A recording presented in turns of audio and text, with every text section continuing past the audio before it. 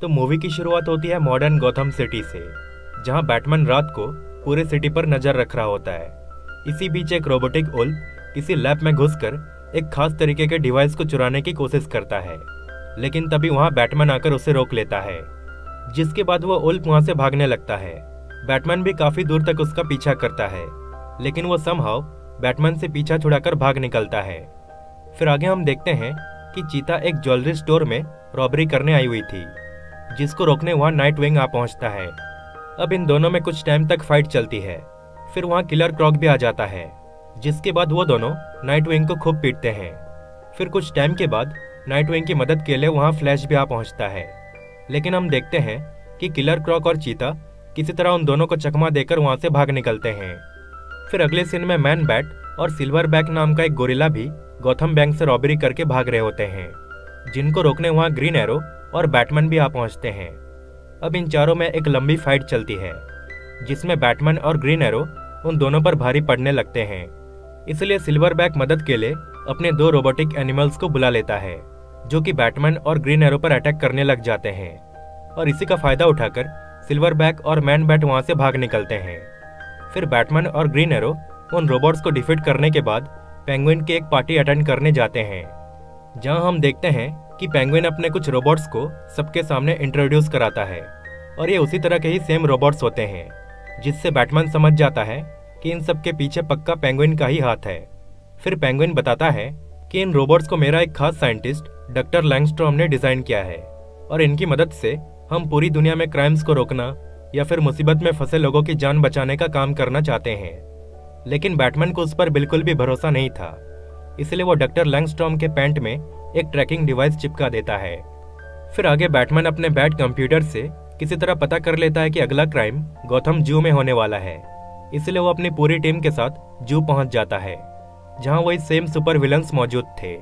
अब इन दोनों टीम्स में एक लंबी फाइट चलती है, जिसमें कुछ टाइम तक तो वो सुपर विलन्स इन सारे हीरोज पर भारी पड़ रहे होते हैं, लेकिन बाद में ये सारे हीरोज बड़ी चालाकी से सिल्वर बैक, चीता और किलर क्रॉक को डिफीट करके उन्हें एक जगह पर बांध देते हैं।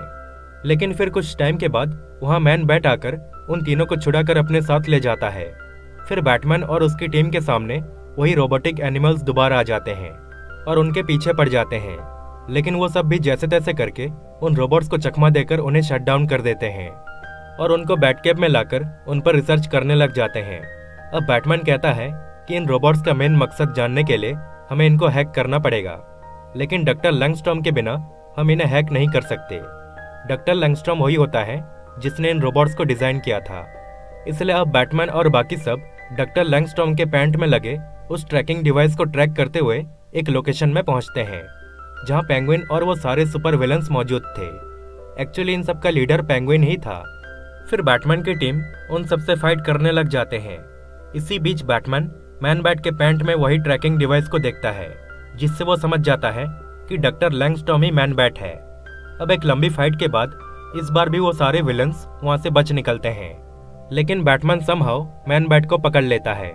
फिर वो उसको बैटकैब में लाकर उस पर एक सीरम का यूज करता है, जिससे वो वापस अपने नॉर्मल फॉर्म यानी कि डॉक्टर लैंगस्ट्रॉम बन जाता है।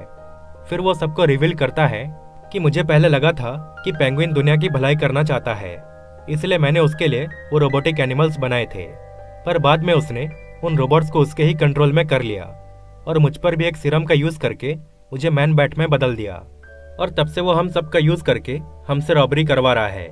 लेकिन उसका मेन मकसद रॉबरी नहीं है।